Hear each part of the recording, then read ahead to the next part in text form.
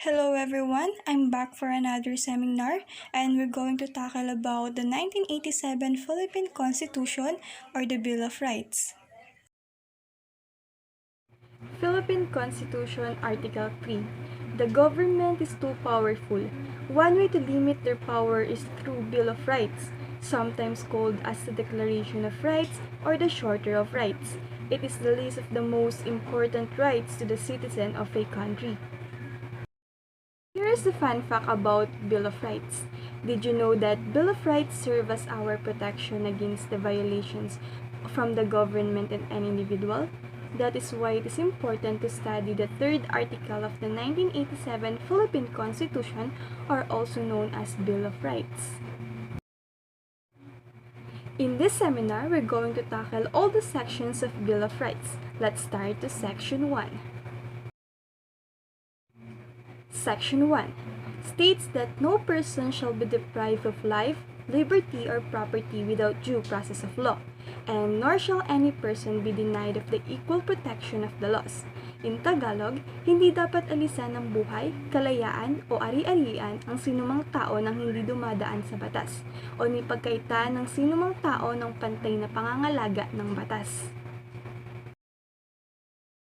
In this section, may tatlong rights na nabanggit: right to life, right to liberty, and right to property.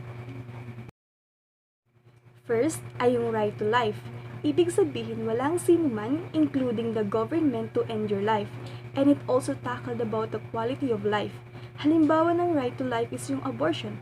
When the parents decided to do abortion, dun pa lang is tinatanggal na nila ng karapatan ang sanggol na nasa sinapupunan pa lang na mabuhay.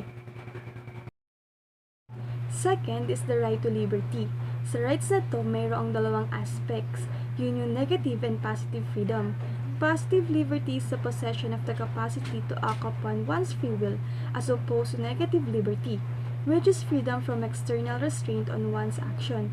A concept of positive liberty may also include freedom from internal constraints, while the negative liberty is primarily concerned with freedom from external restraint, and contrast with positive liberty, or the possession of the power and resources to fulfill one's own potential.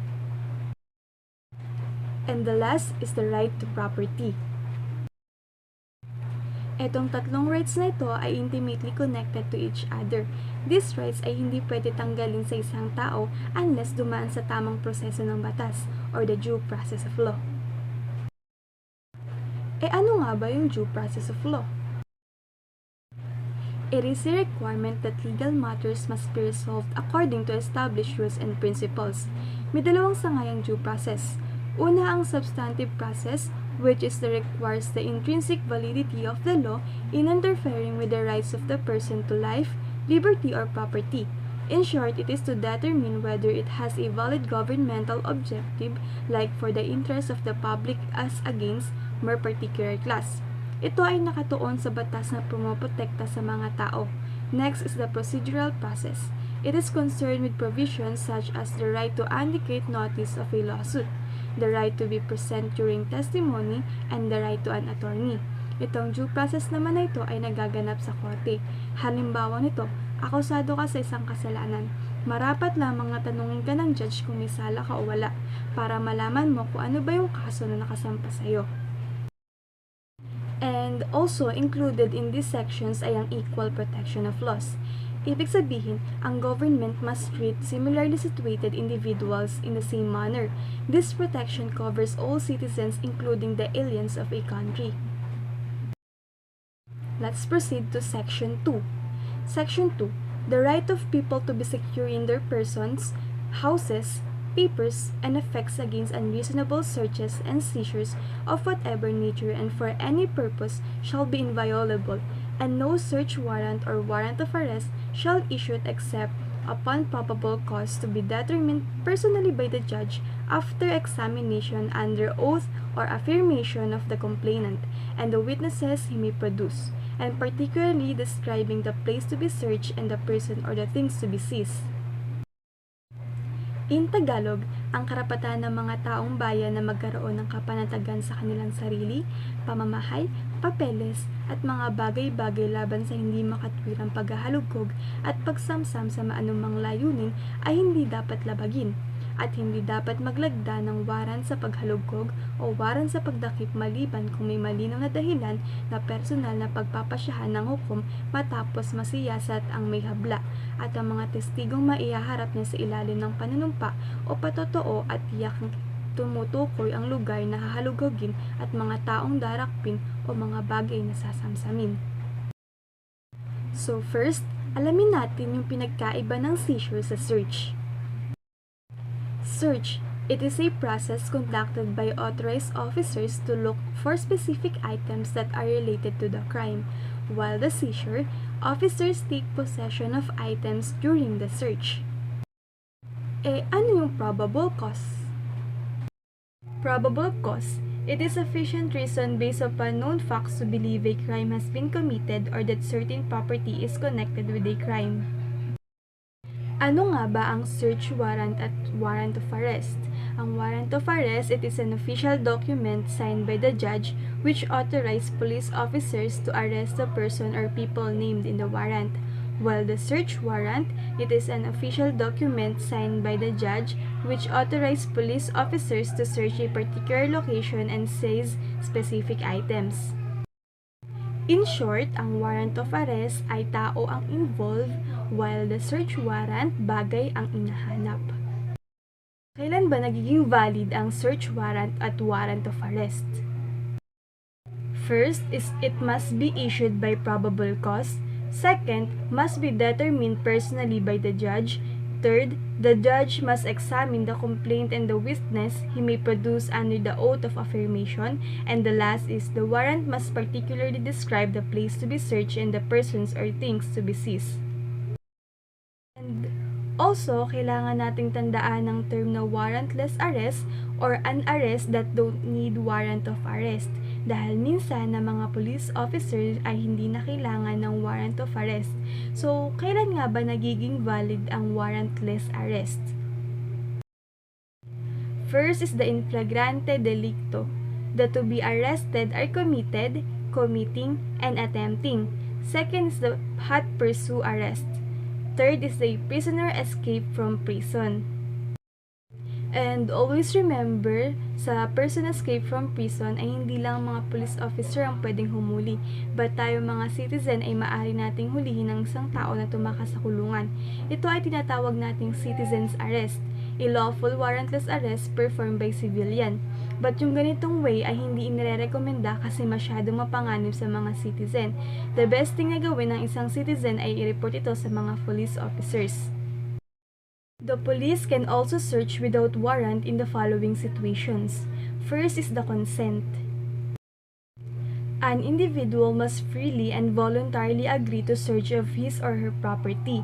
Example nito ay mayroong pulis na gustong mag-check ng garahe nyo kasi nabalitaan daw dito na may tinatago daw kang illegal na gamit. And ikaw na inosente at walang tinatago na kahit na anong illegal na gamit ay pinayagan mo ang pulis na mag-check sa garahe mo. But hanggang garahe lang kasi yun lang ang napag-usapan yung lugar kung saan lang mag-check ang police officers. Second is the exigent circumstances. If the police officers feel that the time that it will take to get a warrant will jeopardize public safety or lead to the loss of evidence, they can perform a search without a warrant. Example nito ay yung isang pulis ay napadaan sa isang lugar kung saan may bigla ang nagkaroon ng hostage.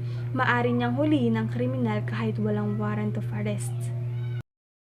Third is the search incident to an arrest. A police officer doesn't need a warrant to perform a search in connection with an arrest. Example naman ito ay if yung isang drug dealer ay nakuhaan ng drug sa kanya, maaring halugugin din ng mga pulis ang kanyang ari-arian, and any evidence found can be used against sa suspect sa korte. And the last is the plain view doctrine. The evidence is clearly visible. Example nito ay if yung isang officer ay nakitaan ng illegal drugs ang isang sasakyan, ay maaring magkaroon ng search kahit walang warrant of arrest. Okay, let's proceed to section 3. The privacy of communication and correspondence shall be inviolable except upon lawful order of the court, or when public safety or order requires otherwise as prescribed by the law, and any evidence obtained in violation of this or the preceding section shall be inadmissible for any purpose in any proceeding. Sa Tagalog, hindi dapat labagin ang pagiging lihim ng komunikasyon at korespondensya maliban sa legal na utos ng hukuman o kapag hiningi ang naiibang kaligtasan o kaayusan ng bayan ayon sa itinakda ng batas. Hindi dapat tanggapin para sa anumang layunin sa alinmang hakbangin sa paglilitis ang anumang ebidensya na nakuha ng labag dito o sa sinusundang seksyon. This refers to the right of a person to be left alone. Halimbawa, ang isang police officer ay pumasok sa isang bahay dahil mayroong sumisigaw ng tulong. Dito, hindi papasok ang violation of the privacy. This is the right to express any opinions without censorship or restraint. Next section is Section 4. No law shall be passed abridging the freedom of speech, of expression, or of the press, or the right of the people peaceably to assemble and petition the government for redress of grievances. Or sa Tagalog, hindi dapat magpatibay ng batas na nagbabawas sa kalayaan sa pananalita, pagpapahayag o ng pamahayagan o sa karapatan ng mga taong bayan na mapayabang, magkatipon at magpetisyon sa pamahalaan upang ilahad ang kanilang mga karaingan. This right to privacy is not violated when: first is lawful order of the court. Second, public safety or order requires it. Third, freedom of speech, including the published articles and books, television or radio broadcasting, works of art, internet or social media. And last is freedom of assembly. These include the protect national security or public safety, protect rights and freedom, prevent disorder or crime. But itong freedom of speech ay mayroong limitations.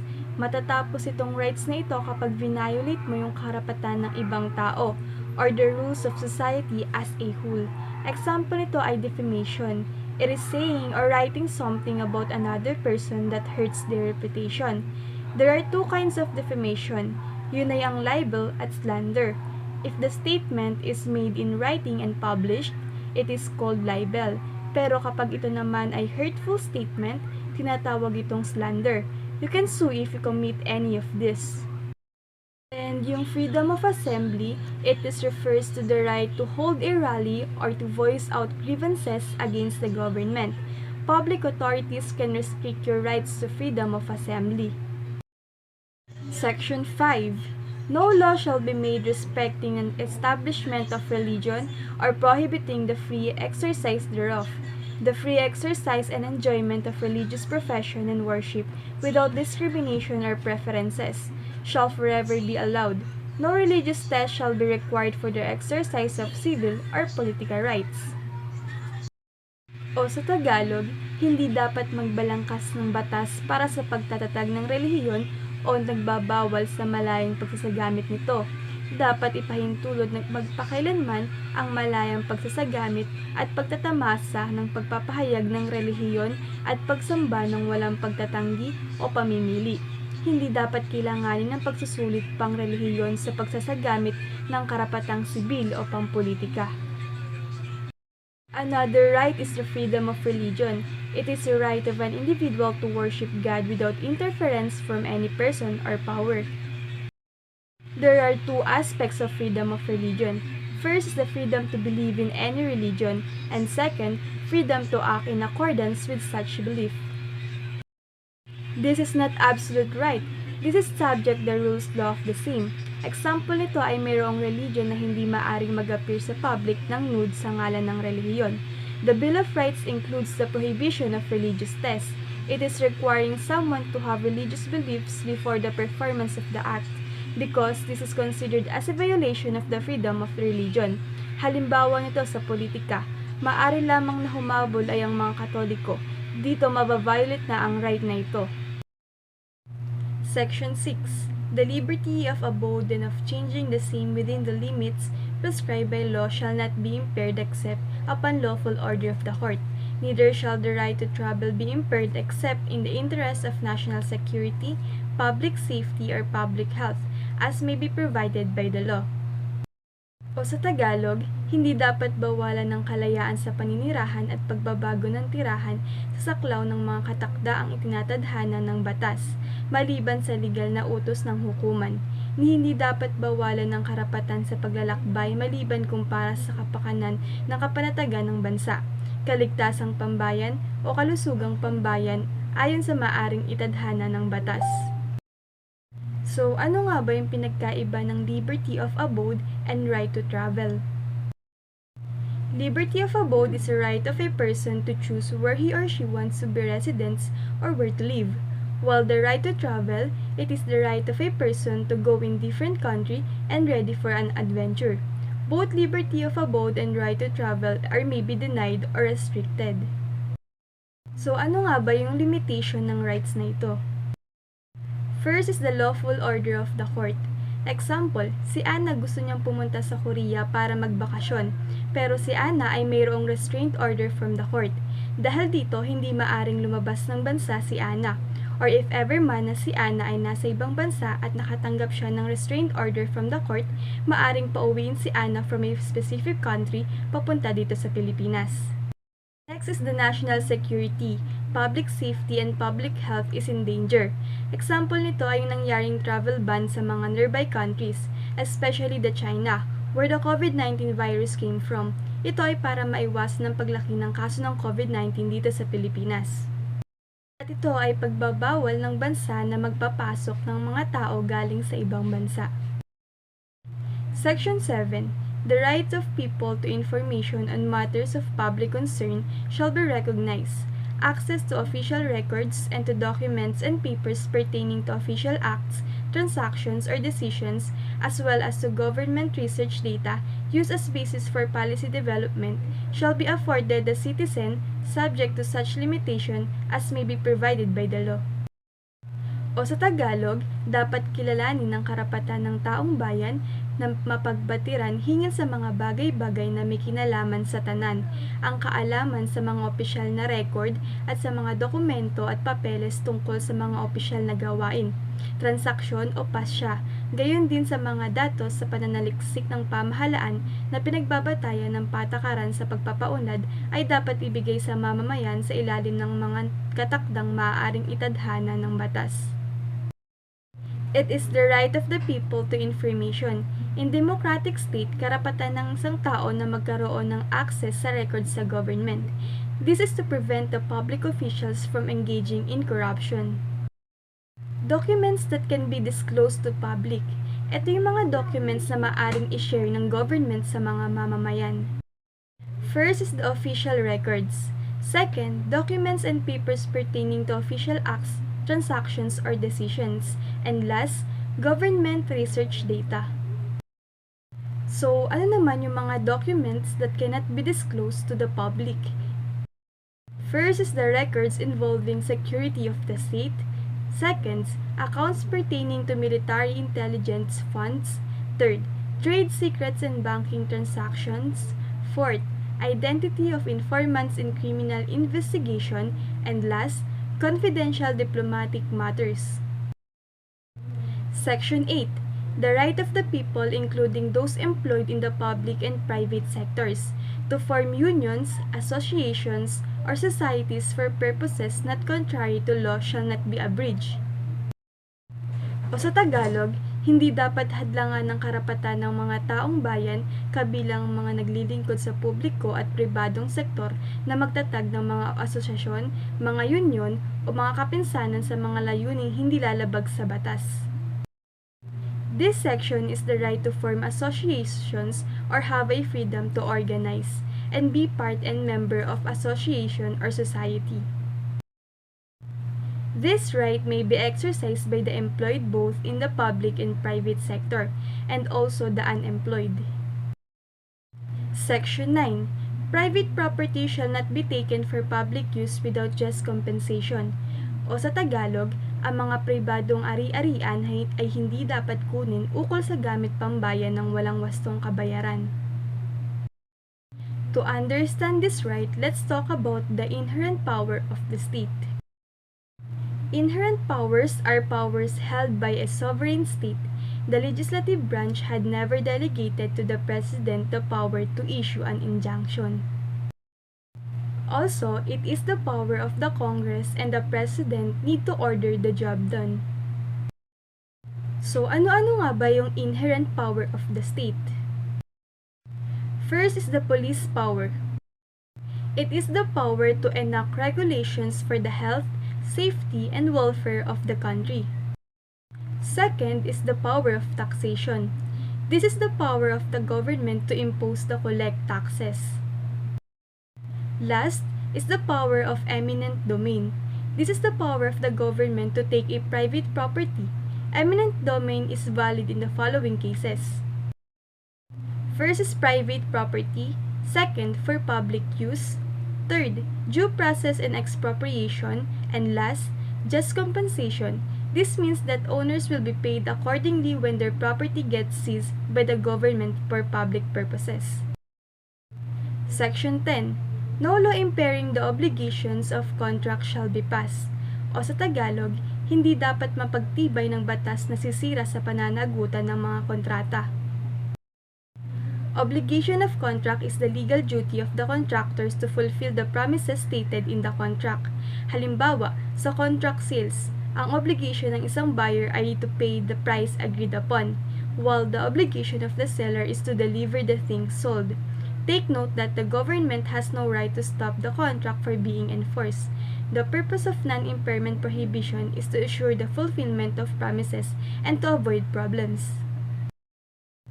Sa ngayon, hanggang dito muna ang ating tatalakayin, Section 1 hanggang Section 10. I hope na may natutunan kayo at magkita-kita tayo sa susunod pang mga seminar. And I just want to clear na not all the ideas are mine. Thank you and God bless.